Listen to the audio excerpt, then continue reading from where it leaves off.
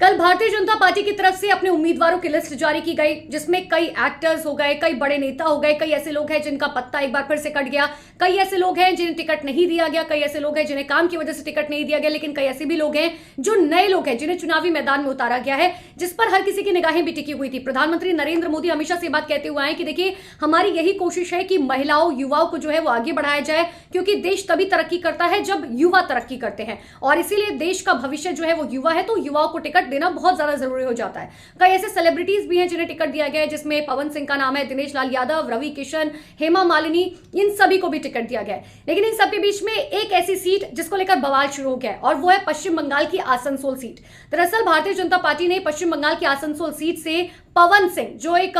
Bhojpuri actor है, उन्हें चुनावी मैदान में उतारा है। जैसे ही पवन सिंह के नाम का ऐलान हुआ, तुरंत टीएमसी और कांग्रेस जो है वो बीजेपी के ऊपर हमलावर हो गई। अभिषेक मनु सिंघवी ने तो साफ तौर पर ये कह दिया कि देखिए, ये इससे बताता है, जब पवन सिंह को आप चुनावी मैदान में उतारे तो ये बताता है कि आप महिलाओं की जो है वो कितनी इज्जत करते हैं। विवाद क्या है ये मैं आपको बताऊंगी, लेकिन उससे पहले अभी समझिए कि अभी राजनीतिक समीकरण क्या है। देखिए, टीएमसी से सांसद शत्रुघ्न सिन्हा जो है वो फिलहाल आसनसोल से अभी सांसद है।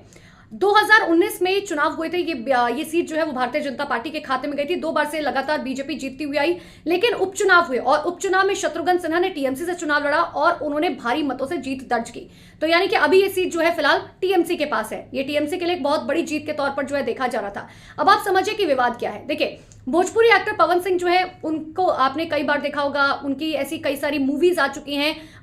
जो ऐसे कंटेंट होते हैं जो कहीं ना कहीं अश्लील है, जिसकी वजह से भारतीय जनता पार्टी के ऊपर तमाम आरोप लगाए जा रहे हैं। इतना ही नहीं, पहले पवन सिंह जो है वो ऐसे कई गाने गा चुके हैं, कई गानों में ऐसे एक्टिंग कर चुके हैं जिनमें आपत्तिजनक शब्दों का इस्तेमाल किया गया था, खासकर बंगाल की महिलाओं को लेकर। और इसीलिए अब भारतीय जनता पार्टी के ऊपर इस बात का आरोप लग रहा है कि महिलाओं की जो बेइज्जती करता है, जो महिलाओं का अपमान करता है, उनको टिकट देकर जो है भारतीय जनता पार्टी आखिर क्या साबित करना चाहते हैं। हालांकि अमित मालवीय की तरफ से साफ तौर पर कहा गया कि देखिए, जो लोग आरोप लगा रहे हैं, पहले उन्हें अपने गिरेबान में झांकना चाहिए कि आखिर वो किन लोगों को टिकट देते हैं, उनकी अपनी पर्सनल लाइफ क्या कुछ है। इतना ही नहीं, अमित मालवीय ने पवन सिंह को डिफेंड करते हुए उन्हें यह भी कहा कि देखिए, वो जो भी काम करते हैं वो अपनी मेहनत से करते हैं। लेकिन इन सब के बीच में अब इस बात का बवाल जो है, क्या इसका असर चुनावों में देखने को मिलेगा, और क्या विपक्ष जो है, यानी कि टीएमसी